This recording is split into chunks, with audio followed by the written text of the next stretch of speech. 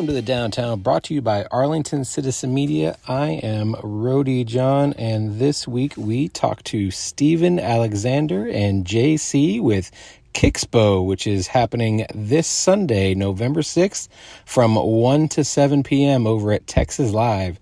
Go and buy your favorite sneakers, vintage collectibles, and so much more. It is a who's who of sneakerheads over there. Go check it out. We also hear from Joseph Fisher-Schramm about Mauve, the wonderful 10-minute instrumental that y'all heard last week. That was recorded live in studio with the band. The video for that is going to be released this Friday, November 4th. Also, this Friday, you can go check him and multiple people, as you will hear in this interview, come in and out as a band over at Dr. Jekyll's. So make sure to go check that out. I'm not going to talk much longer because we've got a packed interview episode for you. So without further ado, here is Kixpo. I am here with JC and Stephen Anthony with the Kixpo, which is happening November 6th from 1 to 7 p.m. at Texas Live. How are y'all doing today? Doing well. Doing great. Glad to be here. Thank you. Thank you guys for being here. I mean, so it's funny because the sneaker world is not new, but it is far more prevalent now, I feel like, than almost any time in the history of shoes, because there's multiple apps, people are reselling, people are making fake shoes. It's like an entire world on its own that people don't really understand, I think. But like, there are so many sneakerheads out there that it would blow people's minds. So I'm a pro wrestling fan, and there are these brother tag team called the Young Bucks. I don't know if you guys know who they are, but yep, I'm familiar. Okay. So do you know they're also sneakerheads? Yes, I do. Yeah, they've had some customs done by some pretty big names in the game. I think Mosh, a couple other people. Yeah. So they have a vlog. It's called Being the Elite. And it's almost now every episode is them going to buy hundreds and thousands of dollars of sneakers and they go and wrestle in them. And it's like the most insane thing because you have like over $1,000 on your feet and you're wrestling in a match. It's incredible. Now, I mean, I'm not saying that there's not going to be local wrestlers coming to the Kixpo Sneaker Con, which is happening again November 6th through from 1 to 7 over at Texas Live. But there might be. We don't know. Maybe, hopefully. Hey, Young Bucks, if you're listening, you're more than welcome to join us. Yeah, come through. We'll have lots of heat for sale. Lots of opportunity for you to spend money, for sure. If you want to body slam Steven, we can make it happen. Hey, let's make it happen. I mean, I would take a body slam from the Young Bucks. I'll take a super kick. I don't care. Now, for people who are into sneakers and even they're not into sneakers, let's say they're bringing their girlfriend or their friend they've talked to sneakers about and all this other stuff. So out there at the Kixpo Fall 2022 Sneaker Con, people can buy their favorite sneakers, streetwear, vintage stuff, and collectibles. What else can people look forward to on November 6th? We got all sorts of activities. You know, we try to make it an experience, not just, hey, I'm coming to an event to buy, sell, trade. Where there's going to be some live tufting, doing like a sneaker themed rug that we're going to give away, kind of fun for the whole family. I mean, kids are welcome. It is all ages. I believe kids under what age are free, Juan? 11 and under. 11 and under are free. Yes, sir. So come out. We're currently talking with the Dallas Legends to come out as well and do some activations. And so, yeah, it's going to be tons of fun, tons of stuff to buy, local and regional and national resellers. There'll be lots of sneakers in the building, lots of vintage, and of course, collectibles. It's all kind of one and the same. It's true. Now, y'all started back in 2007. How did it all come together, and how did you continue it throughout the years? Yeah, great question. So I've been into sneakers since I was really young, I remember getting my first Air Jordans in 5th grade. Wow. And then just every year after that, getting the next release, the next release. Fast forward to 1999, I met Steven, and through music, and we just clicked. We bonded. We had a lot of similar interests, and one of those similar interests was sneakers and fashion and streetwear. And hey, what sneakers are you copping this month? Okay, what did you get at this release? Are you camping out for those sneakers? We went to a sneaker event in Houston. Shout out to H-Town Sneaker Summit, and um, I was with Steven. We rolled down there to Houston. We hung out, chopped it up with a bunch of other sneakerheads, and we thought, hey, why can't we do something like this in Dallas for possible sneakerheads that are in Dallas? And we met some friends from San Antonio who were launching the same thing. Shout out to SA Sneaks Up crew in San Sneakers. Yeah. Antonio. And they said, hey, yeah, we're doing the same thing. Let's network. Let's bounce ideas off of each other. We'll promote for you, you promote for us, vice versa. And so we said sure. And so we rented out Top Cats and Deep Ellum. I'm not even sure that building is still there, or let alone the business. But we rented out that place, and we were crossing our fingers and knocking on wood to get 200, maybe 250 people through the door. It was all streetwear, and it was just exhibitors. There was no buying, selling, or trading at the time, because that Yeah, was just displaying. Yeah. just displaying. And we had over 700 people Whoa. packed out that small venue. We were almost shut down by the fire Fire. marshal. Yeah. Yeah, we had to, we had to talk him into letting us, trying to move some people around in and out of the building. But it was something really amazing to us, because we had no idea that there were this many sneakerheads, and there was no Instagram at the time. It was Yeah. we were promoting just hand to hand flyers and word of mouth, and on sneaker blogs and sneaker forums online and things like that. And it was Yeah. really amazing. And so we knew we had something there, that Dallas had something, that we had something to offer Dallas, and then Dallas had something to support us in. And so we've been at it almost every year, minus COVID, every year since. Now, I want to date people a little bit.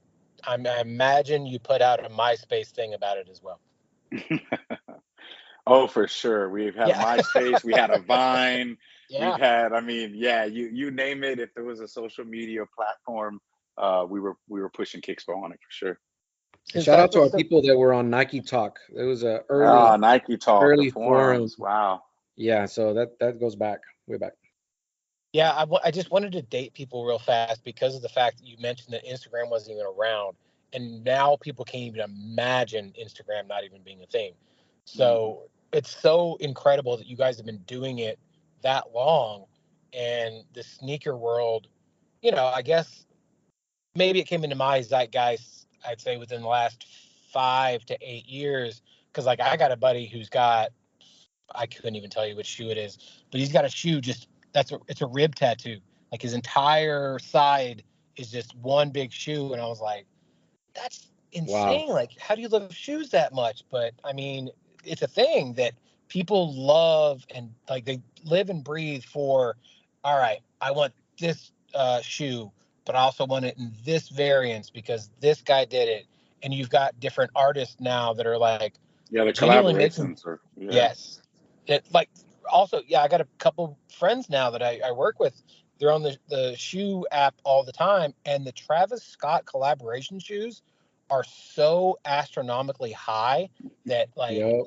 people would literally freak out at how much that price tag is. So Yeah, and that's kind of been around. I mean, nowhere near what it is today, but I mean, yeah, when there were hype releases back in the day that, fetched a pretty high price, but now, there's definitely not enough supply to meet the demand. So sure. the market is insane. I mean, you say that there are releases every single weekend, and who decides which ones are hype and which ones sell out Yeah, and which ones sit on shelves. I mean, it could be the same shoe, two different colorways.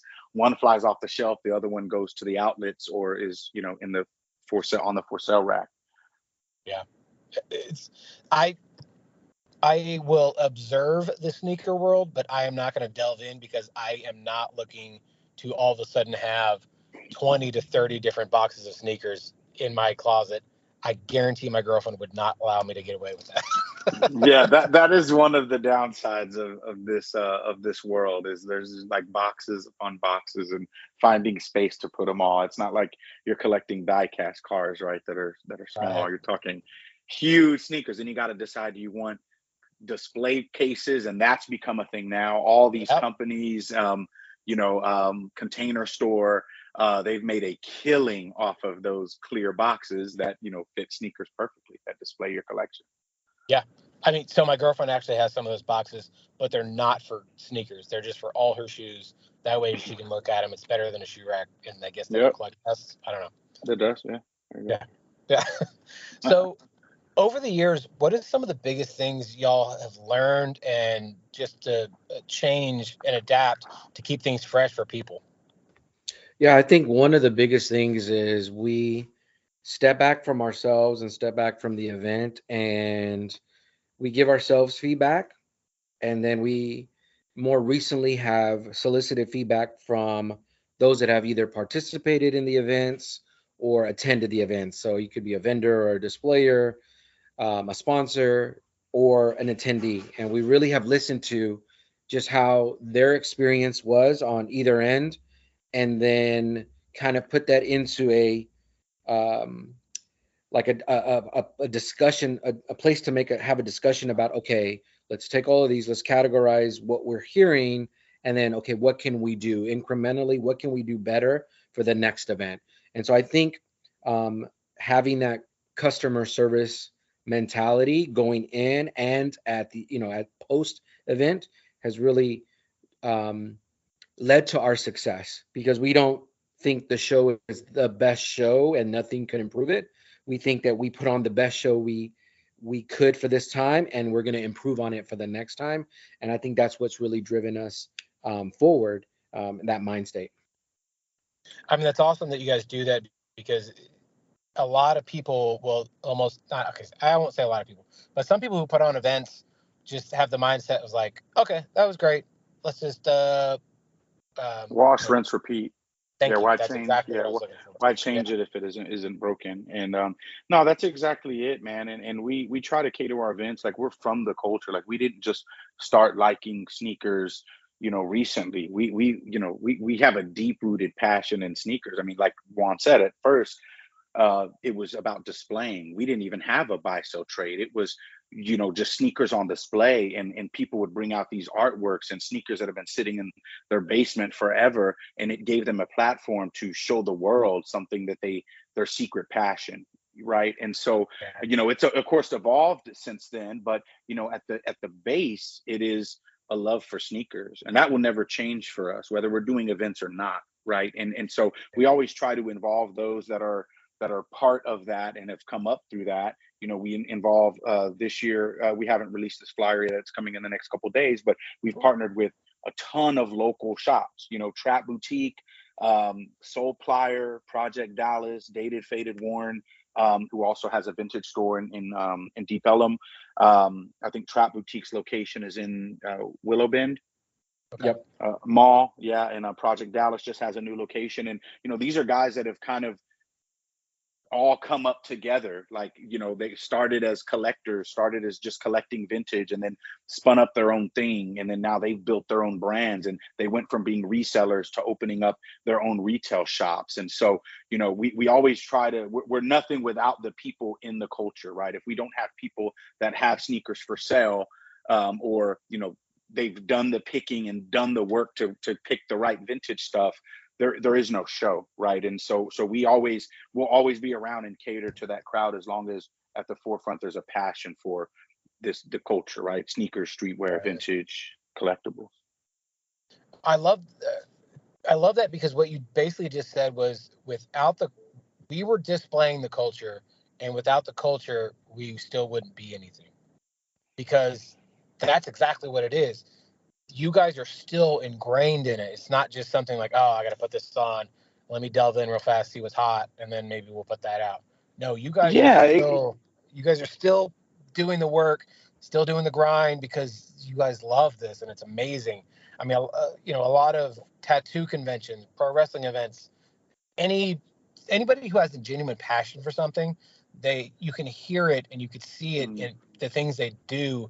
And the fact that you guys love sneakers this much, I mean, that's also so great to see, because, you know, you guys have been doing this since 2007. You guys could have been burned out a long time ago, but you continue to do it because you love it.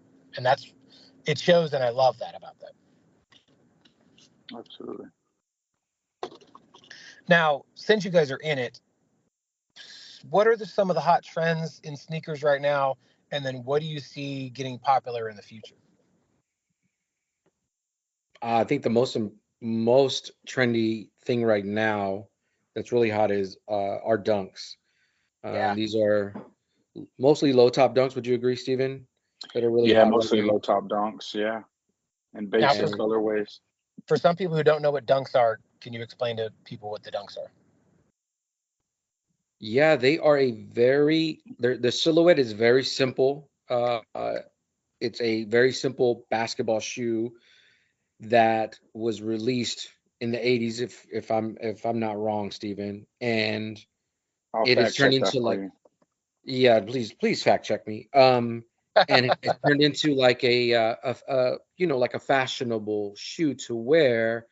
It's gone away from its athletic origins to more of, um, uh, a style point of your wardrobe or something like that. And the colors can be very simple, to just like a plain royal blue and white color scheme, to something really audacious with multiple colors and different patterns and different fabrics. The dunks come to mind, where it has a bunch of different colors, and each shoe is different. The left shoe is different from the right shoe. Um, but I think that's right now. If unless something has changed in the last 24 hours, those are the hottest things out right now. And Yeah, they're 1985. Those yeah, those dropped in 1985, and it's funny because you talk about the culture changing. Is the dunk was a very just basic shoe that mostly sat on the shelves. You didn't there were hyped collaborations and things like that, but they didn't get a price nowhere near what you can get today. And so, like, my thing, and Nuke can fact check me on this, is I've always collected dunks. Like, I was one of the ones in the group. We would all collect sneakers, and we would go set up and display at other conventions to promote Kixpo. And again, because we love this and we really do this. And that's all I had were dunks, and they didn't have a high value, but I wanted to get them all. Coraline, the movie, they came out with a Nike Coraline, dunk. It was based on I guess it's not really animation or claymation of yeah, film. And back then you can get them for like $300-400.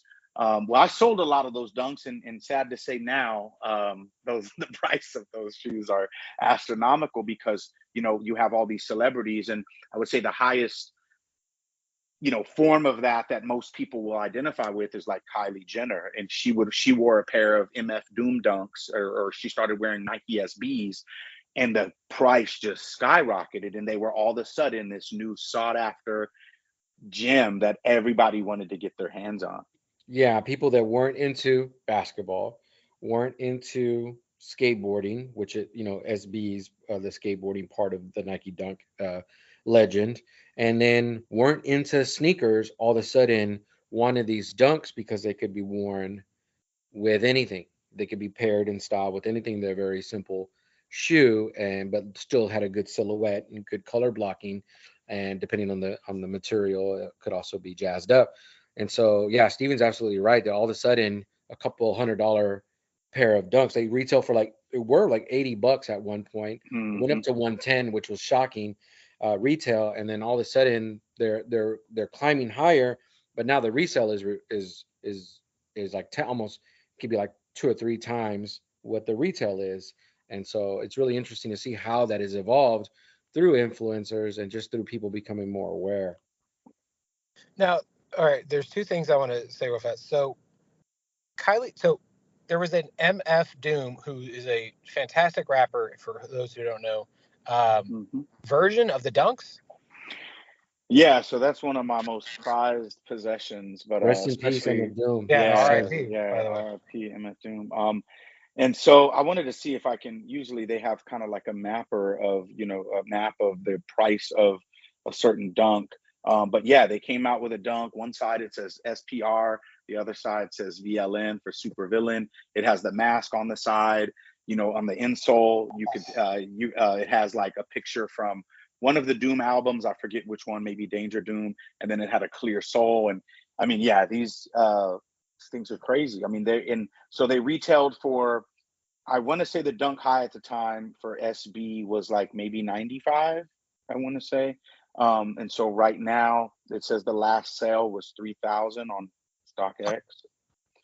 Yeah, I'm actually looking at StockX right now, and yeah, it's 1,400 to 3,000. But if you look at, you see that the trend, like, so you can see October, actually where it really spiked was when, didn't they announce, I think they announced his passing on New Year's Day, and then of 2020 or 2021, and it's just skyrocketed. I mean, the sales are insane since from then on.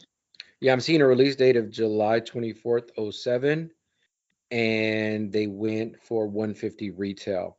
And what's funny, our first event was July 27th, 2007, so 3 days later. So I'm pretty sure many of us, I was not fortunate enough to grab a pair, but I believe many of us that were putting on the show and the crew were wearing them for that event. That's, yeah. It's also crazy that I guess that, I mean, music spans all genres and people, so I guess it doesn't surprise me that she knows who MF Dunk or Doom is, but like it's kind of also blows my mind that a Jenner is listening to him. But so the other thing, so what I've been told were the Dunks was Nike's version of still doing Air Jordans without putting his name on it. Now, I guess you guys, since you guys are the de facto historians on the subject, is that the fact, or is this Dunks is just another shoe that Nike had put out? Yeah, I would say they're not the same. They're similar silhouettes, but they're not the same. Okay. Their midsoles are different. They have similar outsoles. Some of the blockings of the toe box are similar, but they are very very close. I would say they're cousins. They're Okay. the Nike family, if you will. But yeah, I wouldn't say that they're one's Yeah, a especially since '85. When did the Jordan 1 come out? yeah I same. just looked it up while we were talking about it. It said April of '84. '84, and they didn't even have, and on the Jordan 1, they did not have the Jordan like Jumpman. It wasn't a separate division True. of Nike Yeah. yet, and so it wasn't even a thing. So this might have just been, like you said, a cousin. They probably drew Right. inspiration, from it. But Sorry, yeah, they're very I was very wrong. different shoes, even in the wear. Like, I mean, but you're Yeah. right. If you're looking at a picture online, I mean, the silhouette looks similar, but in Right. person, it's hard to explain. The Jordan 1 feels a little slimmer, a little sleeker on some of the paneling. The Dunk kind of feels a little chunky, a little. So, but yeah. I was wrong on the date. It was April 1st, 1985. So I would guess Ooh, roughly around the same time. around the same time. Yeah. Yeah. But like you said, it does look a little clunkier and smaller. Um, like you said, it's reminiscent of a skate shoe because, I mean, people think skating started with Tony Hawk, and it wasn't. It was one of those things. Go watch Dogtown and Z Boys. It's a fantastic Yeah. documentary. Go watch Tony Hawk's documentary. It's a fantastic documentary. Like, even if you're not a fan of skateboarding, like the whole culture is just amazing and how it started and all that in California. But that's exactly what they wore. They wore those Yeah. little clunky shoes, that or Chucks. Like that's basically all they wore. Yeah. Um, Chuck Taylor. right. So, and then that's where Airwall comes from, and Vans and all that. So, um, but I'll let everybody else who's listening look all that stuff up. So, there's a thing in sneakers that is happening right now, and I saw it in person for the first time, and then I've had my sneaker friends talk about it afterwards.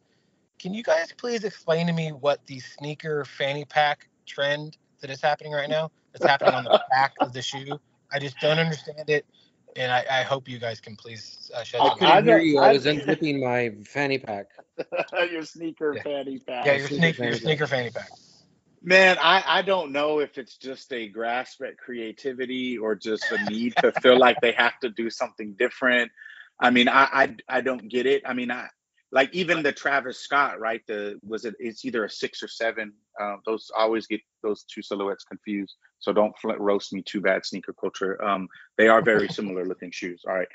But Yeah, they have these little pockets, snap pockets on the side, and I guess it's like a little stash spot or whatever. right. I'm like, who would hold something on their sneakers? I'm like, I guess if you don't have pockets or don't have a life size fanny pack, I don't know.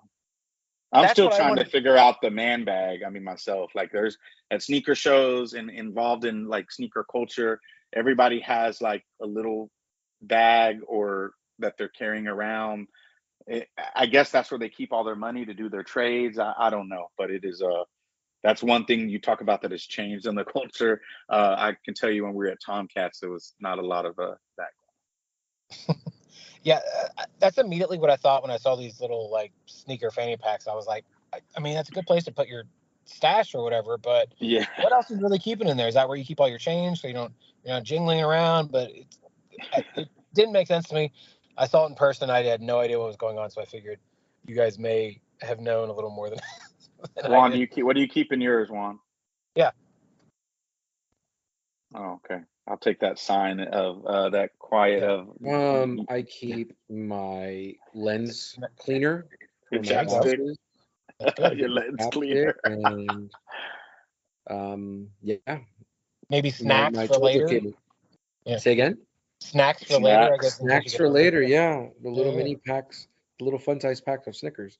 Yeah. I mean, that's basically all you can really fit in there. It's so tiny. Uh, so I had mentioned earlier I will not be getting in the sneaker game, but I do appreciate the beauty and the art that is the sneaker.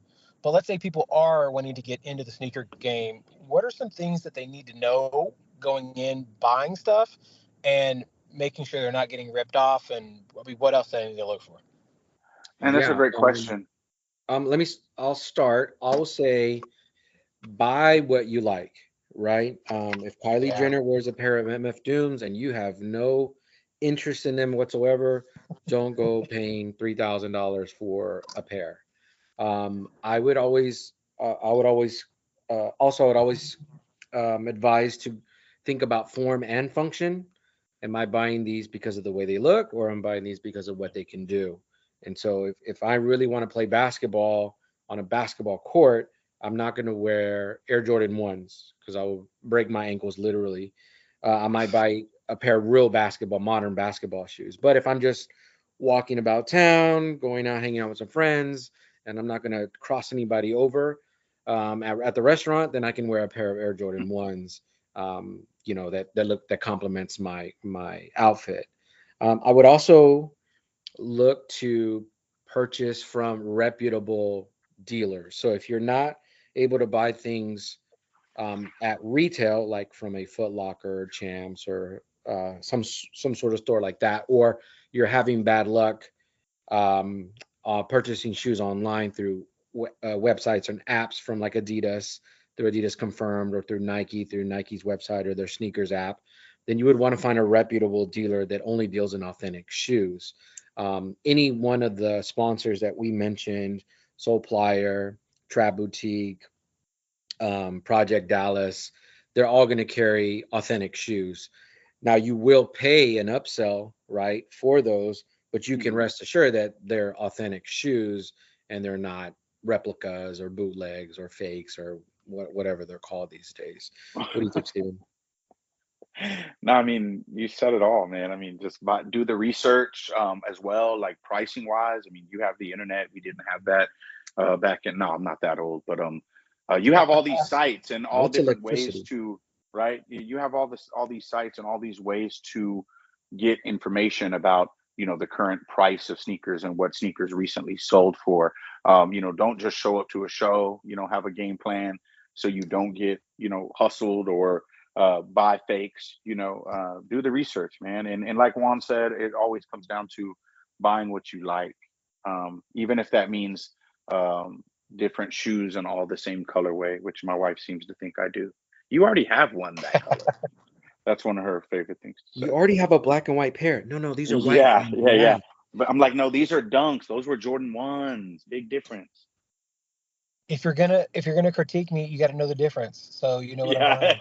Yeah. yeah, exactly. Let's go to the store and buy another pair so I can show you the difference. Now, I mean, related to the ladies as well, fake bags and purses are a real thing as well. Hmm. I mean, so are fake sneakers now. And so they're both different in their respective worlds, but in fact, they're really the same. What's the key things to look for to make sure that this is real, this is not? Man, I'm not the expert, so I say let the experts, chime in on that. And I mean, there's sneaker authenticators. There are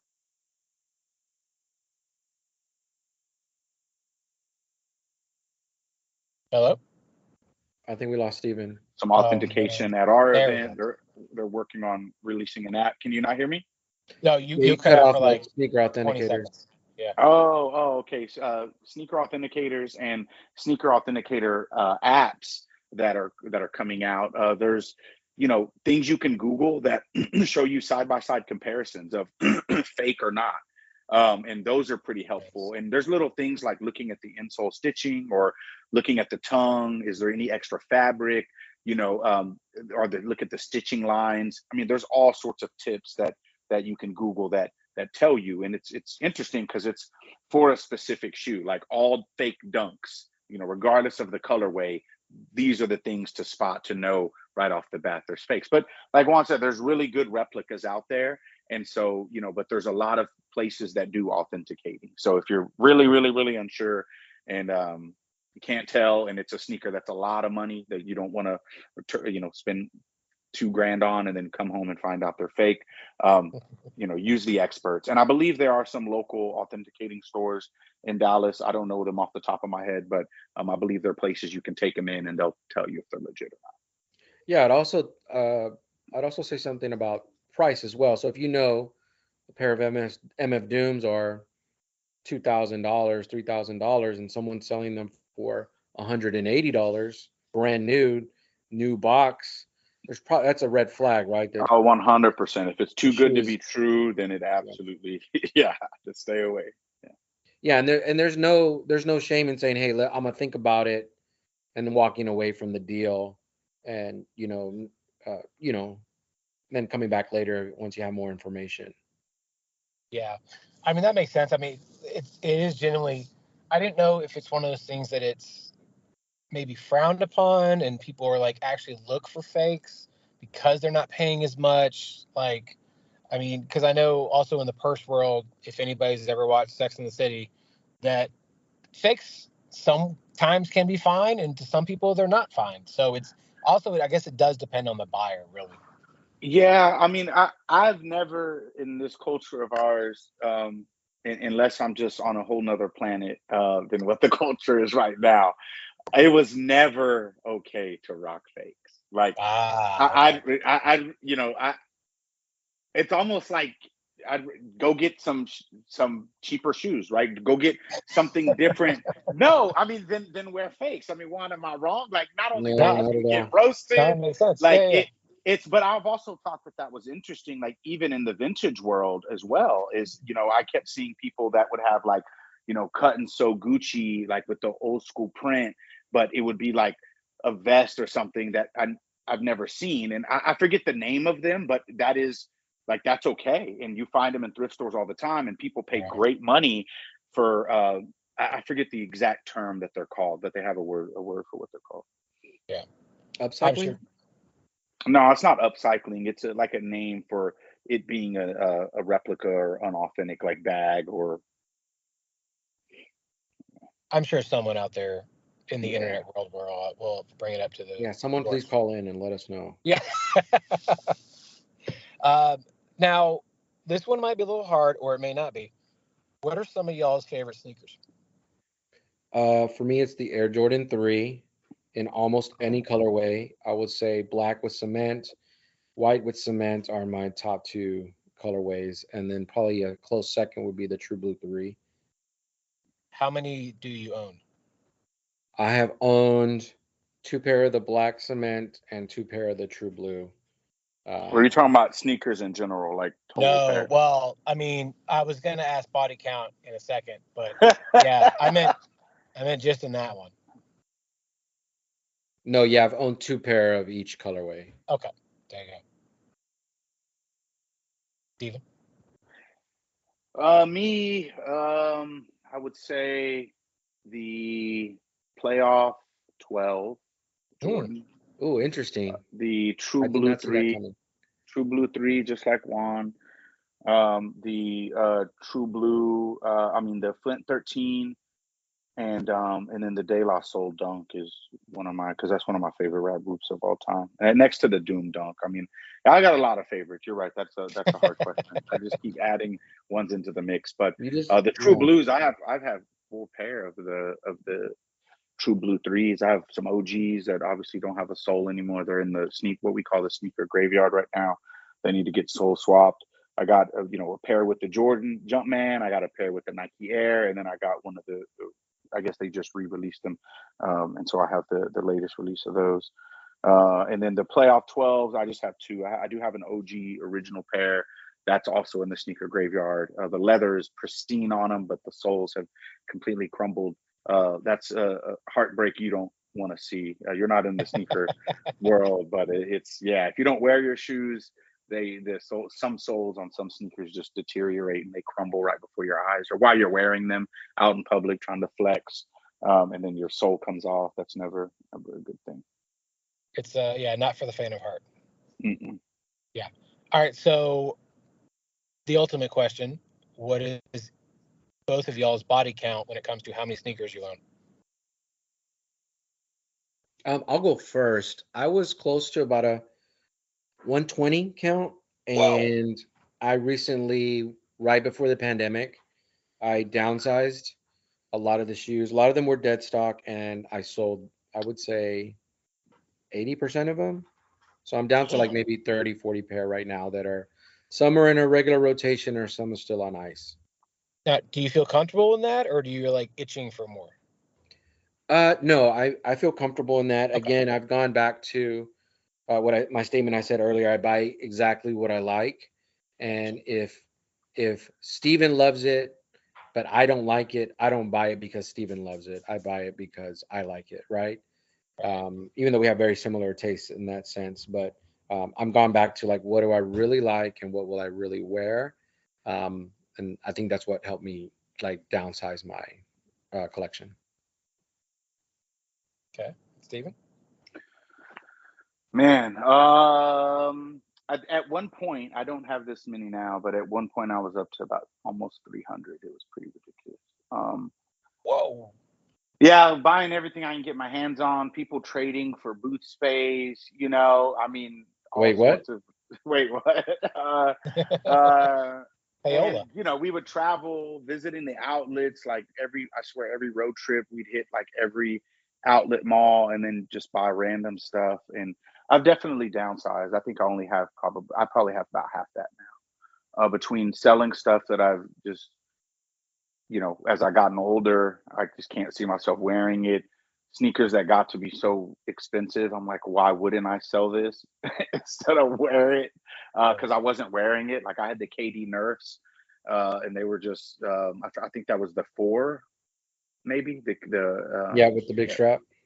yeah, and had the whole box set, and I was like, oh, I don't sell sneakers. I buy and I collect, and and then yeah, somebody offered me like I think 3,500 for them and another pair, and I was like, wait a minute, it'd be nice to go on a cruise with my wife. So sold, and I wasn't wearing them. So that was it. As I got older, I'm like, it's just collecting dust. I might as well give them to somebody that get them to somebody that can wear them.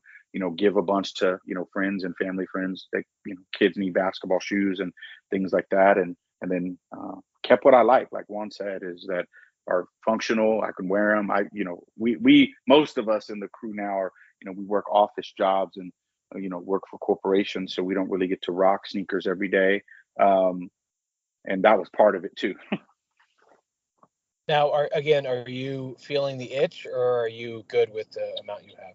It comes and goes. Like I don't know if it's more of a quest to get more. It's just the releases. Nike and Adidas and New Balance, they're killing us. Like every week, there's like Yeah, dope releases, and it's like, man, you got to really be selective and pick and choose, and it can't be unrealistic and buy everything. Right? That's yeah. Now, I mean, I'm going to relate it back to wrestling again because I'm a gigantic wrestling nerd. There are, I don't know if you guys are really into the pro wrestling T-shirt world, but that thing is absolutely almost as insane as the sneaker world. pro wrestling T-shirt world. Yes, there Yes. Okay, I didn't because even Same know old, that was same a old. thing. I mean, you got to think about how many pro wrestlers there are, and almost everybody's got a T-shirt. If you're in a bigger company, you've got like we'll go back to the Young Bucks. That's how they really made a lot of their money is selling Mm, their merchandise. Their T-shirts, if you owned every single Young Bucks T-shirt, you would probably own close to 500 T-shirts because they damn. were Wow. so smart about how Wow. they released them, different graphic here, different artwork there. It was absolutely a work of art. And let's say you're a this guy is your favorite wrestler this week. Well, of course, you want to go buy his T-shirt, or you want to go back and see what his old T-shirts look like. And of course, anything with like Japanese characters on it is way cooler than anything from America. And in any foreign language is also way cooler than it is here in America because it's not here in English. And so it's like it's one of those things where I at some point had to stop and be like, I'm going to be broke and I have no closet room if I'm going to take every single t-shirt that I'm like, man, that's a really cool t-shirt. I wish I had that. Oh, that's a really cool t-shirt. I wish I had that. So I mean, it's not on the same level by any stretch of the imagination because nobody's paying over $3,000 for a t-shirt. But Not yet. well, exactly. Not yet. I mean, shit, I might put my stuff on eBay. I got stuff from the 90s. I don't even know what's going to Let's happen. go. Dang. Yeah. So, I mean, that the worlds are they're close, but they're also so far apart in the fact that you're wearing artwork on your body. Mm, Sneakers, you're doing it on your feet. T-shirts, you're doing it on your chest and your back, depending on where the artwork is. And it's just like it's such a great world that these artists and these, people, I mean, they're not just shoes, they're literally a work of art you're putting on your feet. Like, so people are looking like even the tiny details of, all right, I'll put this on the lace, or I'll put this on the sole, or I'll put this on the tongue. How many people are looking at the tongues of your shoes? Like, it's not a mhm, thing that, like, you're normally Guilty. like, hey, come look at this. It's almost like you got a lip tattoo or something like that. mm. So, just tiny details like that, I love about the entire world of sneakers and art in general. And so, yeah. But All right, so I got to get into the wrestling T-shirt game now. Thank you, John. yeah, please let me know if that is taking off. I got a lot of inventory that I probably need to get rid of because I'm not wearing it. Now, getting from one artwork to another, we have a segment on the show called Tournament of Toppings. We're trying to find the best pizza place around. What is some of y'all's favorite pizza places? Ooh, my favorite currently is a lot. Where's that? ZALAT. They have a couple spots Oh, around yeah, they just opened an around Arlington town. one. Yeah, Yeah, they've yeah, that is one of my main go-to pizza spots here in the I haven't DF tried that Dub. yet. I like me a good pie tap pizza. Oh, Yeah. another place I haven't tried yet. I need to check that place out then. Now, if people wanted to find y'all online, buy tickets, learn more about Kixpo, how can they do all the things?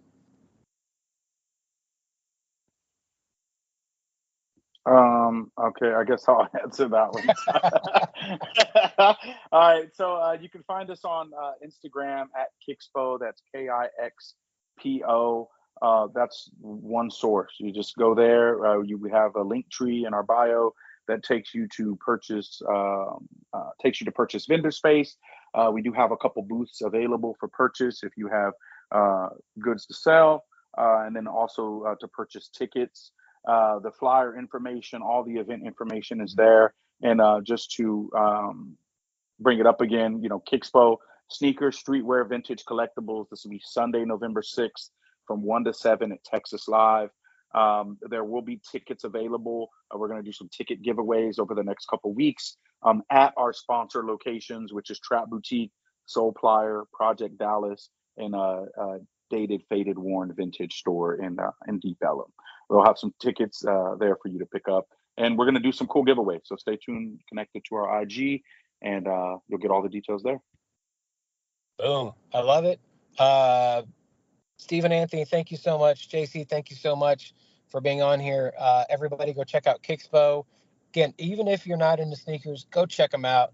They're so awesome to look at. They're watching other people geek out. It's like watching a kid at Disney World. It's so great to watch people geek out about this kind of stuff because they're in their world. They love it so much. So again, November 6th, it's a Sunday. Go from 1 to 7. I don't know what schedule the Cowboys are on, but it doesn't matter. Oh because no, that's the perfect thing, is because it's a bye week, and again, it's all ages. Come out. There'll be food and drink vendors there, and beverage vendors as well.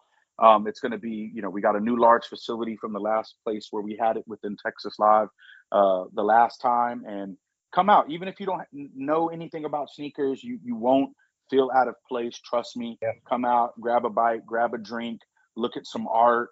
There's going to be vintage and clothing and accessories. You'll leave with something, a pair of earrings or a bracelet. Something, even if you're not into sneakers, come out. From wrestling tees sold to you by John. You never know. That's not a bad idea. I might actually have to get a booth there. So yeah, but yeah, everybody come out. Texas Live. It's going to be amazing. Thank you guys so much for being on the show, and I look forward to seeing what happens at Kixpo. Thanks for having us. Have a good night. See you on November 6th. I am here with Joseph Fisher-Schramm. How are you today, sir? I'm doing great. How about you? I'm doing fantastic. Now, you just came out. We played it last episode. It is Mauve. It is a fantastic 10-minute instrumental song. The video for that comes out this Friday, November 4th. What can you tell us about how Mauve came to be and about the music video? Yeah, so the original composition was written, I'm pretty sure, February 2014, because I remember I was sitting in my dorm room in UTA, and for anyone who's listened to a lot of my music, it doesn't have as much repetition as a lot of other people's songs, so I was trying to challenge myself to do something that had more repetition, essentially. I'm a big fan of the Mars Volta and Omar Rodriguez Lopez, their guitarist and band leader. He has a lot of solo work, but a lot of it is based on very repetitive bass lines. I would learn about other music that does similar things, such as Fela Kuti, who is from Nigeria, if I remember correctly. So anyway, I was just learning about a lot of different interesting music that was more repetitive than mine, and so I wanted to write a piece that did that. And so the bass line and the piano line that you hear in the song for the majority of it, the ba-da-bo-ba-ba-ba-bo, was something that I wanted to anchor for as much of it as possible, and everything else came off of that. And I pretty much just sat there in that room for I think just about an entire day and wrote the song. Wow. And it's changed over the years, because I've had as many as 7 people at a time play it. I've had as few as 4 in different iterations. My private lesson teacher in college directed one version of it and gave us a lot of really good pointers on how to make the song feel a bit more complete. And so 8 years later, just about, we've tried to record it a few different times in the past as a proper studio release, but obviously for what the song needs to be, there's a few different things that have to be done. And so we never quite had it up to snuff until this last time in July. Yeah, so what was it that finally made it that you felt, I guess, finished or full or ready? let's get a little bit of BTS. That's what the kids like, isn't it? Yeah, so the first time that we tried to record it, this is entirely on me. I was being a tryhard. The drummer at the time, his name was Gareth.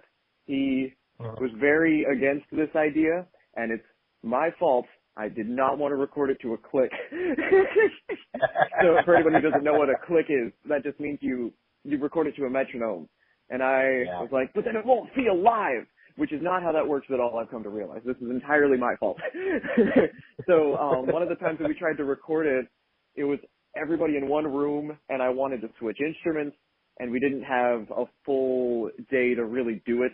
So we were on a time crunch with my belligerence, and it essentially just wasn't as good as it could have been, and we collectively as a band agreed that we could do it better. And that was while we were recording my first record, Starving by Design.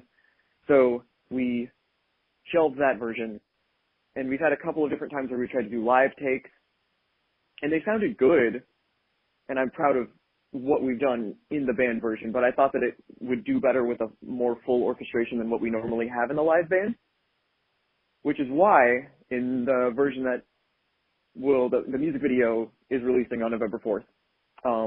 It's a live take in studio with a lot of different people who have played it over the years. 5 of the 6 people playing with me have played this song multiple times just because it's been so much fun to perform throughout the years. So having people who already knew it, along with Sky, who was new to the tune and added, a new perspective and her phenomenal playing. Having people who could get us in a great sounding and great looking studio, Cloudland.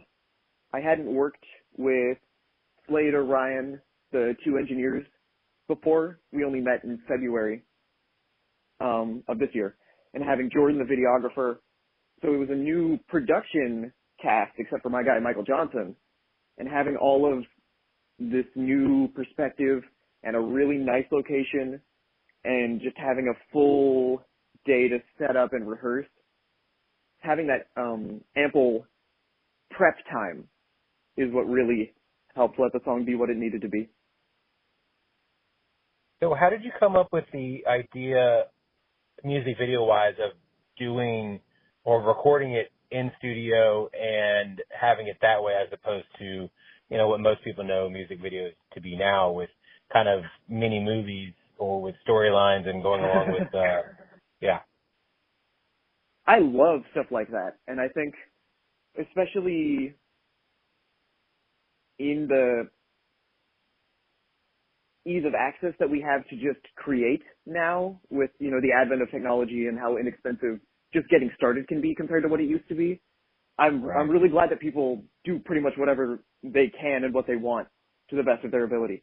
But with this, it's a big jam song that to get the energy and the improvisation and the cooperation that a song like this wants, we need to do it all live together anyway. I can't imagine trying to do this song where, a standard studio would happen, a standard multi-tracking session, drums and then bass and then percussion. It just wouldn't feel right. It would feel unnatural for what I was going for. So we pretty much need to do it live anyway. And in March of this year, I got really lucky to get to Dolly Grip for Snarky Puppy's new record, Empire Central, and watching them do their thing to such a phenomenal level and getting to just be present in that process just made me want to do the same thing. I still want to do music videos in the future where, like you said, it has an overarching storyline. One of the projects that I really am about to focus on now is a concept album with a full story that I'd like to either make into a movie or release as a novel. So I have the same intent. It's just not what this song is supposed to be. It's a big jam. Right. So come hang out in the room and jam with us. I love that. Now, you'll also be performing this Friday at Dr. Jekyll's over in Pantego. Mm-hmm. Now, you did mention you'll have different members performing. Tell us about what people can look forward to not only hearing this live, but everything else you got performing that night. Yeah, Friday is going to be really fun. Ben Scribonic, who he was a jazz student at UTA, and I know he still performs all over DFW, and currently he's in Europe performing. Wow. So he's a phenomenal guitar player and composer. He's coming back just in time to get to play a set beforehand, and then he and I, we've talked a little bit about it. We need to really coalesce the idea, but we might play some songs together. I'm going to do a little bit of solo stuff before the band comes on with my upright, and hopefully, I'm saying it now, my brother has been, over the last year and a half, building a guitar for the first time. So he's building a fretless 6-string guitar that I am really looking forward to debuting at this show. And so I might do some solo stuff on that. I know, it looks so cool. I'll need to send you a picture, and I'll share it on socials as soon as I can. And after I do some solo stuff, I'm going to jam with a couple of other friends, and we might do some duo stuff. My current iteration of the band will do some songs. A new project that we're working on is going to debut. It's going to have a lot of consistency with a lot of people moving in and off the stage. So I'm hoping it'll be not a super formal kind of concert, hopefully a very fun kind of hangout session with a lot of on and off. I'm hoping to bring a couple of copies of ports for anyone who wants to try out the board game. Oh, yeah, that's right. So I kind of want it to just be fun. I don't want it to be a high pressure situation for me or for anybody else. Yeah, no, I mean, it performances shouldn't be. I mean, of course you should still feel the butterflies, still get a little nervous beforehand, but yeah, once you get up there, not only should you be having fun, but the crowd themselves should be feeling the fun that you are exuding, and then also reciprocating said fun. It should just be like a big circle of fun and just hanging out and having a good time while enjoying the art that you've created and the art that hopefully they're enjoying. So exactly, and especially with such a welcoming environment as Dr. Jeckyll, I really hope that everybody feels the same way that you and I do about the situation. Yes. I've performed there now twice. I mean, as much performing as talking and making fun of a bad movie can be. But, you know, it was still, I was still up there, hopefully entertaining somebody out there. So, no, I mean, the new stage is so great over at Dr. Jekyll's. The old stage is fun and nice and small, but the new one is so fantastic that, and they're not even done yet. They're still building on it. They're still making it better. The soundboard now is in the back of the room as opposed to right next to the stage. So, you know, I've said it for years. If you haven't gone to Dr. Jekyll's to see a live performance, you need to. You're missing out if you haven't because it's so great. Obviously, the beer taps are amazing. They always have the best beer there. But it's such a small, wonderful venue that I think a lot of people might just overlook or not even know that it's there because of the fact that they just might go in there and have beer on Wednesdays or whatever. So. Then they have UTA Jazz Nights most Thursdays. They have the comedy show now. Yeah. They have so much fun stuff. It's just a great place to go. It truly is. They have almost something for everybody.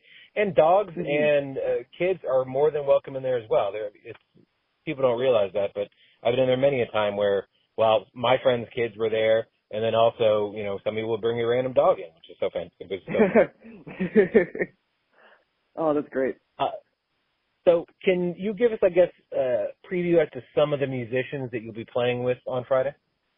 Yes. So the band that performs sort of under the Joseph Fisher-Schramm group right now, Michael Johnson plays bass. He's mixed, mastered, helped me with, on the Prince shows, he was more of a stagehand side of things. So with all of the moving around of instruments, he kept everybody stay in line, and he would help me swap my instruments. So he's been pretty much everything with me, but this year he's been playing bass. Jacob Farr, UTA jazz musician, really great drummer. Daniel Cobby on the keys. Again, I met him through the UTA Jazz, and I'm really grateful that is my primary band right now. We're working on a new Japanese rock group with our friend Raiko.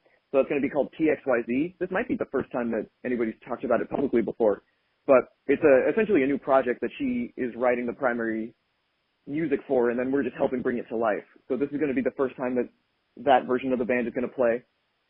My brother, who is on percussion on the Mauve recording, and you can hear him all throughout my recorded music and on the live stuff on YouTube. He did Morris Day at the second Prince tribute show. He's building this guitar. Obviously, he's just a great person. So he's gonna come up for some songs.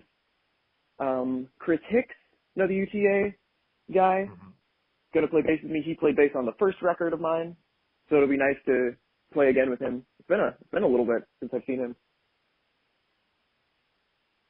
So a good number of people. Yeah, you got a fantastic lineup there. So I'm I trying. think we're definitely. Yeah. Now, you mentioned board games. You are not only a fantastic musician, but you're a board game maker, creator, designer. Tell us more about the board game that people can hopefully play on Friday. And then, I mean, that's not the only game you've created either. Yes. So with the board game, which is called Ports, Ports, the shape is sort of, it kind of looks like the Christian symbol of a fish, or is it the Virgo symbol? I don't know astrology. It's one of the two, but it essentially swoops to where you end at where the opposite player started. And so the game is called Ports, and the development of that idea came from what you alluded to a little bit, which was Gunpowder Tea. And Gunpowder Tea is a video game idea that I've been working on for 3 years now. So in the fall of 2019, I discovered this free software that I can't recommend enough to anybody who just wants to mess around with learning how to make a game. I don't know how to program, but it's called GB Studio, like Game Boy Studio, which for you and I, who are prime Game Boy age, I'm assuming. Yep. I don't know if I should. Okay, yeah. It's a software that lets you make games specifically with the Game Boy in mind. So you can set limitations to essentially work with what the Game Boy had. And so I just wanted to mess around in it at first. And when you spend as much time as I did first trying to understand what was going on, because I'm not really a computer guy, if you get what I mean. Yeah. It gave me a lot of time to think as I was trying to figure out what tiny thing I did wrong in this sequence of code. So in trying to make that work, I just started developing a story in my head based on a lot of really fantastic music that my brother was showing me at the time. And the idea has turned into what I hope someday to make as a fully fledged RPG. So the initial Gunpowder Tea demo that I made in the fall of 2019 is playable on itch.io. It's very simple, and if you just type that link into your phone, it'll automatically pull up a little control interface. You can play it pretty much on whatever can get you on the internet, I think. Yeah. And in developing that idea and working with a couple of other friends, we started developing this world. And I was thinking about what these people would do in their spare time, because anybody who's played a good RPG knows you got to have a random fishing minigame. It's not an RPG if you can't go fishing. And you got to have another random pastime. So what would that pastime be? And I thought that a board game would be a fun addition to the idea of the world, and that's what became Ports. It's been about a year of developing the idea of Ports, and it's inspired by a Sumerian board game that is supposed to be about 4,000 years old, called the Royal Game of Ur. So that's where the shape of the dice come from. If anyone's seen on my social media when I post those tetrahedron-shaped dice, I pretty much pulled those dice straight from the other game, because with those dice, you can roll from 0 to 4. And I thought the option of rolling a 0 was too funny to not include. You have to be able to make no ground That's amazing. The creativity out of you, it's wonderful. I appreciate that. I'm glad that over the years I've figured out how to be more universal about the way that I write. Yeah. If you listen to some of my older stuff, it's very, I think that we all have to do that at a certain point, but there was a lot of self-discovery going on, and I would say sometimes at the sacrifice of the enjoyment of the audience. So as I've gotten older, there's been a lot of learning in that respect. Ports is actually not the first board game that we made.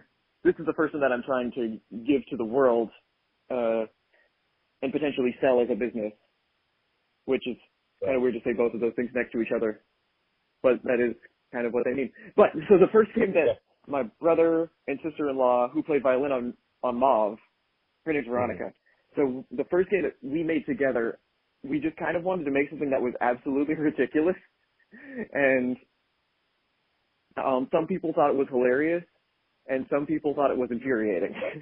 So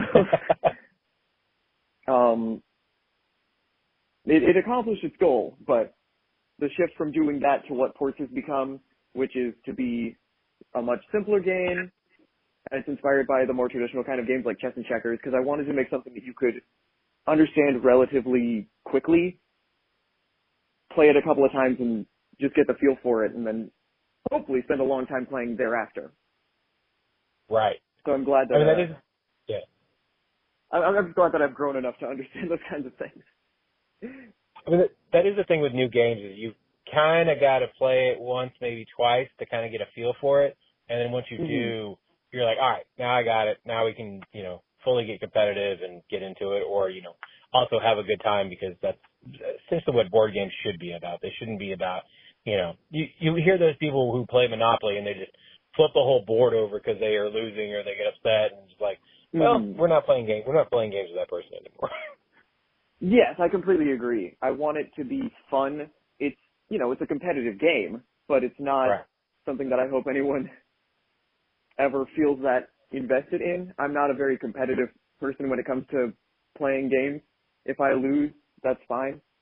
So yeah, I completely agree. I hope with a lot of modern games, like you said, just the intricacy of some of them, it can take as long to understand the rules as it takes to play it a few times. And that's not a bad thing either. It's just not what I feel like would be good for if you wanted it as a side quest in a video game or anything. Because nobody wants to spend, an extra hour not on the main quest of a game, necessarily. You're not wrong there.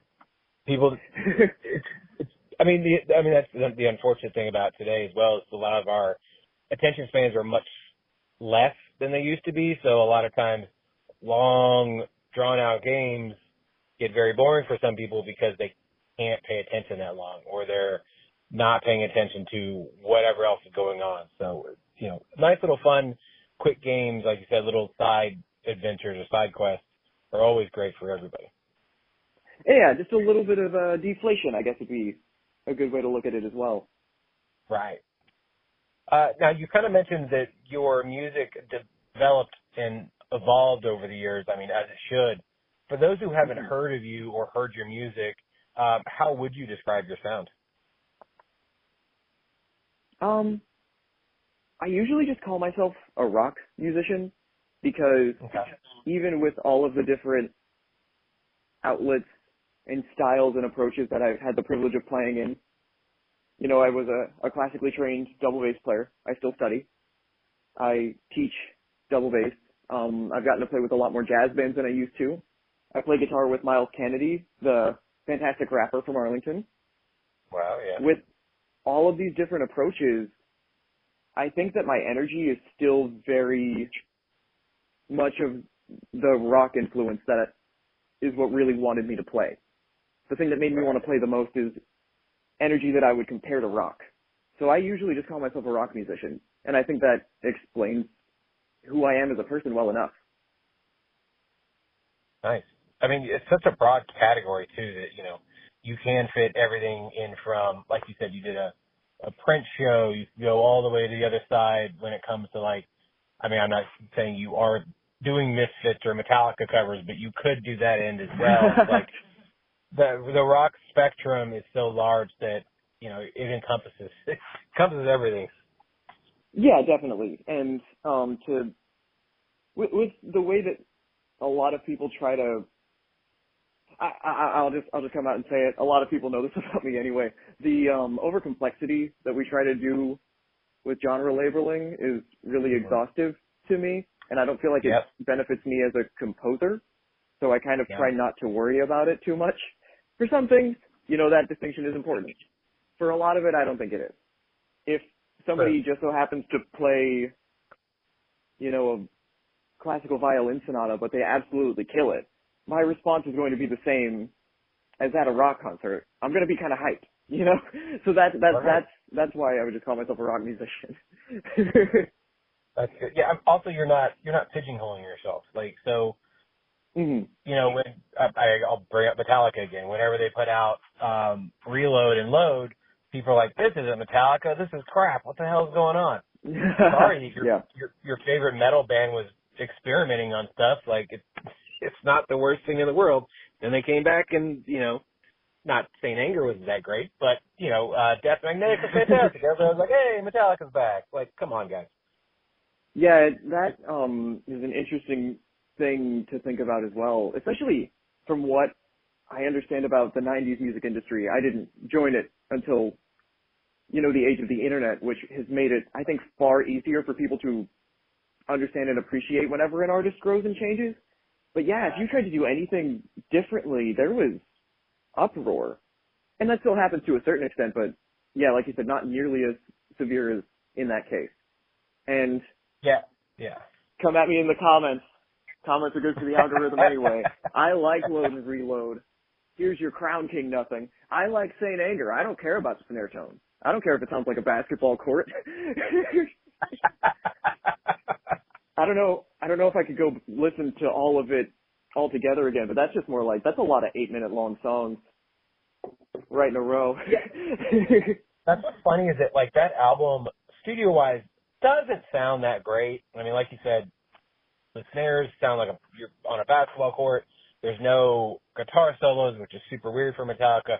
But you hear those songs live. Oh, that's right. They sound great. Yeah, and oh man, didn't they use some really interesting tunings on that record, especially compared to what they normally did? Yeah, I think they did. But I mean, again, studio-wise, it sounds really weirdly produced, but live, it sounds fantastic. So, you know, each their own. Oh, yeah. Yeah.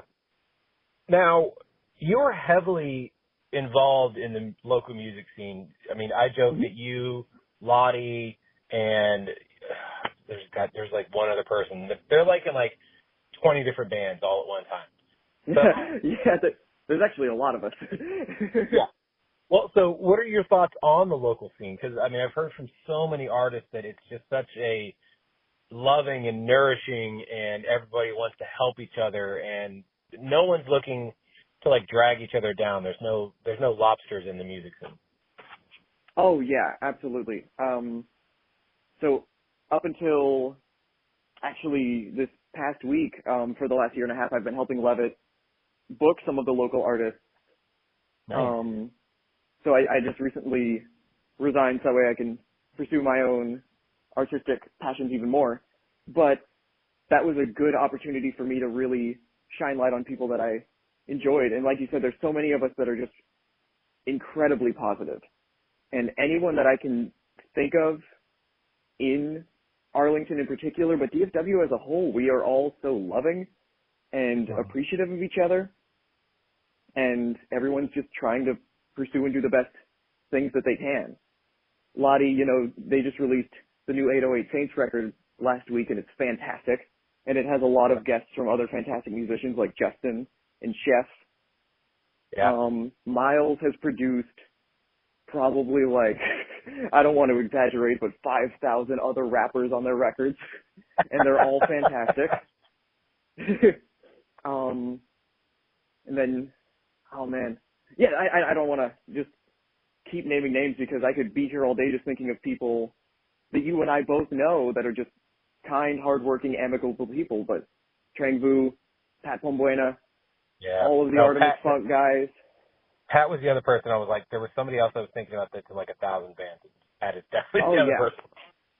And with, one of his main gigs, the whole goal is to just bring in a different ensemble every time. Yes. I feel bad for anybody that I didn't name now, so I'll just make a comment and just tag literally all of the musicians that I love in the area, Yeah. so nobody feels left out. They'll probably we cut you have off, that word privilege. vibing. Yeah. It's so amazing that the DFW scene is that strong. Like, I mean, it's unless you're not paying attention to it, you may be like, oh, is there really a music scene? But yes, there without a doubt is a gigantic music scene. And that's the other thing is like the Metroplex. I mean, I've talked to a bunch of breweries and said the same thing. The Metroplex is not getting smaller. It's only getting bigger, which means there's even more musicians for you, Patrick, Lottie to all play with and just be, Justin also, like you said, to play with and like, cause you never know what 2 or 3 or 5 or 10 different musicians you're going to get together and what sound you're going to get. I mean, that's what I love whenever we helped. I mean, I didn't help, but when Daryl and EJ helped put together the musicians lottery, which I really think needs to happen again. But you get all these different people, you put them together, and you're like, all right, what are we going to create? And then it's gold. Sometimes it's not always gold, but if you kind of tweak it enough, you can get some really fantastic stuff out of it. I just love that about the music scene here in the DFW area. Oh, yeah, I completely agree. Yeah. And it only gets better. Exactly. It only gets better, and you're only getting new musicians daily, really. So, so good. Now, what do you feel venues and musicians can do to really help each other more? I got to think on that for just a second, because my concern is speaking idealistically without the realism of it. One of the most immediate things that anyone can do for anyone they support is just talk about them. And that's not even just, in the arts or in the entertainment industry like you and I are. If you love a person and you just want to talk about them more. Sure. So even just in the last month of pushing Mauve, by people sharing it, I've gotten a significant noticeable increase in the numerical stats, the YouTube and the Spotify and the followers, which is kind of how people in the entertainment industry make a living now. People show up to shows because they see someone else talking about it. And so the second you just make a post about it, that automatically helps them. Speaking of which, I meant to do that for the new 808 record, and I forgot. So I need to do that, which is why I don't ever want to make anybody feel bad for not, sharing. The social media has its drawbacks as well. I don't want anyone to ever feel like they need to get sucked into that if it's not healthy for them or if they do it to a level that is unhealthy. Yeah. But that is beneficial. Helping the venues, same idea. Talking about the ones that you enjoy, hanging out at the places where you like to when you can, being realistic with your own limitations, because if you're either physically exhausted or mentally exhausted and going to these things isn't the right thing for you to do that day, if you go in exhausted, you're just going to be negative anyway. So giving yourself the space that you need, because everyone's mental health is important.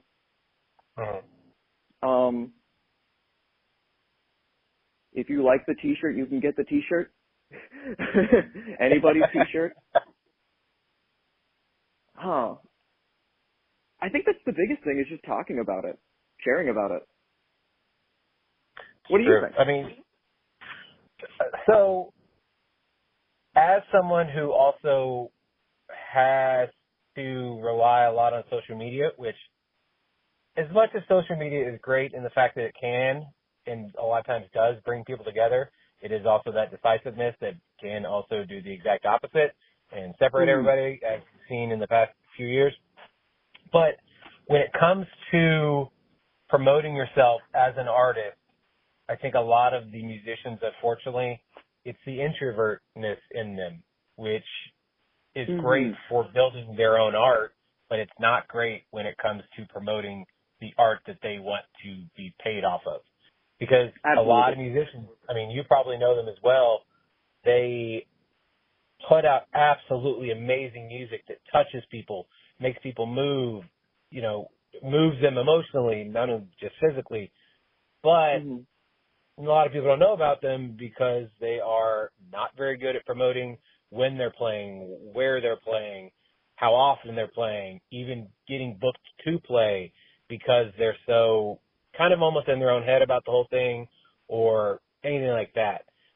And on the flip side of it, I think a lot of venues are not exactly the best about promoting who is playing that weekend or who's maybe playing coming up or whatever. So like in Arlington, let's say there are only a handful of music venues that are very good about who's playing and when they're playing and promoting that. I think that's Dr. Jekyll's. John is a little late sometimes when it comes to cutting it out as to when, but he's still very good about, because he does the posters. The posters there, I think, are fantastic. They're works of art themselves. And I totally agree. They're great. Growl is fantastic about promoting that, which also includes Division, because Division and Growl will have music on the same night. And then Mavericks, I mean, which I think now is 205 Barbecue, but I think it's still under Mavericks umbrella. But they're really good about promoting what they got going on too. Like Arlington Music Hall is always going to have, they're going to appeal to the older crowd, and so they're still not even that great when it comes to their social media about who's coming and all that. Tipsy Oak, whenever they have somebody, a lot of times it's up to the artist about putting their own stuff out and creating their own stuff. So, and then unfortunately, Jay Gilligan's, I love Jay Gilligan's. They're also not that great about promoting who's there, when they're there, and all that. I mean, there are still so many other venues that do have live music inside Arlington that I haven't even mentioned because they're only okay at best about promoting who, when, and where they're playing. So I do think there needs to be a fine balance of, hey, I'm going to create maybe a poster, get on Canva or whatever, or just put my picture and then I'm playing here, post it on their social media, send it to the venue, say, hey, can you put this on your social media? Things like that. But then also the other side, if we're living in a social media world, these venues and these restaurants and these bars need to get on it as well because, again, if people don't know, that you're playing over at Jay Gilligan's, then how are they going to know to come check you out at Jay Gilligan's? So, it's just one of those deals. And to give an outward concession that I'm sure you were aware of and you just didn't express, just because we're living in the age of the internet, you're not saying that it's the fault of anybody or that they're bad people. It's just that no, not at all. Like running a business is a whole thing, and then you still got to promote the show. And definitely, that's a good point. The individual artist and the individual venue promoting yourself, don't feel weird about it. If somebody doesn't want to see you promoting yourself, they can just keep scrolling. Exactly. I definitely have gotten more comfortable with that over the years, and it helps to have great relationships with other people in venues. The more you do it, the easier it is to talk about it. And for any artist who feels hesitant, I have a very specific example. I hope that this applies to anybody who's trying to promote anything, but I will speak solely on the musician side of it because this is how it was applicable. In very early 2020, Court and I did a small stint of shows around Texas together with our bands. It was so much fun. And at one of the shows, somebody that I went to music school with that I hadn't seen in a couple of years showed up. And I was so baffled. I didn't know how she knew that the show was happening. And so we were talking. I was like, I'm so glad you're here. Who are you here to see? And she was like, you. I saw the poster on social. And so I came to see you play. And I was like, oh, posting does make a difference. And nobody ever spoke maliciously. I've never had someone been upset. I'm so mad that you posted you were playing that show and I dislike everything since then. No, nobody will feel negatively about you promoting as long as you're, I guess not being hateful or anything. Use your reason, but just be excited about what you're doing. Be excited about the people you get to work with. It's exactly. it's weird. I still don't love posting on social media, but again, I'm trying to treat it with the point of positivity where I'm really fortunate to get to do what I do with everyone that I do. Yes. So I'd rather encourage all of them to feel good about what we're doing together. And that's really what encourages me to continue, doing the social media thing whenever I don't love it. But at the same time, sometimes it's really fun. Sometimes stuff is pretty funny. And that's the fun part about it too, is like you never realize exactly what is going to get a ton of reactions, or it could just be like the dumbest thing you just happen to throw up. You're like, this is funny, and you throw it up there or whatever. And then you get so many people love it and like it and comment on it. And you're like, really? That? I put all this other stuff out, crickets, but I did put this out. Yeah. And it's so funny and so kind of fickle, really, about what will get people's attention and what doesn't. And it also depends on exactly, I guess, what time you're doing it. And obviously there's a whole business around it, but it's just so funny. But I do believe that artists need to be just a little bit better about promoting themselves. Keep making the fantastic music that you're making. Just be a little better about promoting yourselves, and then same with venues. Be able to reach out to those venues more, be able to promote those people. Because, again, you promote those people that are playing at your venue, you get more people coming in because they know, oh, I've heard of that person. Oh, I like that. Oh, I've never heard them. Maybe I'll go check them out. That stuff. You want people in your places of business, and musicians, you want people listening to you. So it goes hand in hand. Yeah, exactly. Yeah. So we have a segment on the show called Tournament of Toppings. We're trying to find our best pizza place in Arlington. Do you have a favorite pizza place? Man, I was thinking about that before this because I was like, I gotta think about my research. As soon as I heard it on one of the podcast episodes, I was like, I gotta make sure that I'm prepared. And I typically just go with the classic of Old School. I've had a lot of good times there. If I'm feeling it, Nisa always hits. Sure. Those are my two. I will say in terms of like the franchises, I'm more of a Mr. Jim's guy. But if I'm piecing it up, I'm usually Old School and Nisa. Oh, without a doubt, those two are genuine Arlington classics. And I love that Old School, the owner has taken back over, and he has made sure that place is, he's riding the direction of the ship that it was kind of going down the bad path for a little while, but it's back on point now. So definitely. And I'm going to say it on the air. I like pineapple on pizza. I don't care if you don't like it, but I do. It's out there. I'm with you. I love pineapple on pizza, and not just dessert pizza, all pizza. I think it's great. I forgot about dessert pizza even as an option. See? So good. Now, if people want to find you online, find your music, see you live, how can they do all the things? Yes. So on most of the social media handles, it's Joe Face the First, Joe Face the First. My name is Joseph Fisher-Schramm. You can find, Facebook, YouTube, Bandcamp, Spotify, just about all of the major streaming platforms except TikTok. Maybe someday. That sounds like work. The little label publishing company for my book, the video games we're working on, and all of this music is astudyandexpression.com. And the release show will be at Dr. Jeckyll's November 4th.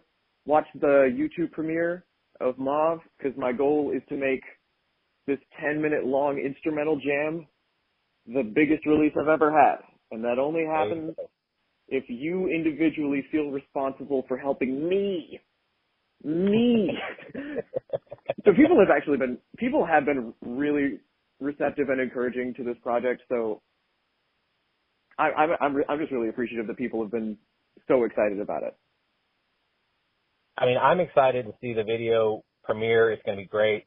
And, you know, I look forward to hearing people's reactions. So, Joseph, thank you so much for your time, and good luck this Friday, and good luck with the video premiere. Thanks so much. Thanks for having me. Hey, no problem. Anytime. Thank you so much to Stephen Alexander, JC, and of course, Joseph Fisher-Schramm. Make sure to go this Sunday for Kixpo over at Texas Live. Check out your favorite sneakers. Whatever your favorite sneakers are, let us know. You know, I know a little bit about sneakers. I don't know a lot about sneakers. So if you want to show off your collection, please do. Make sure to do that on all of our social medias. Also, this Friday at Dr. Jekyll's, make sure to go check out Joseph Fisher-Schramm. Such a talented musician. He's going to have so many talented musicians with him this Friday. So make sure to check that out.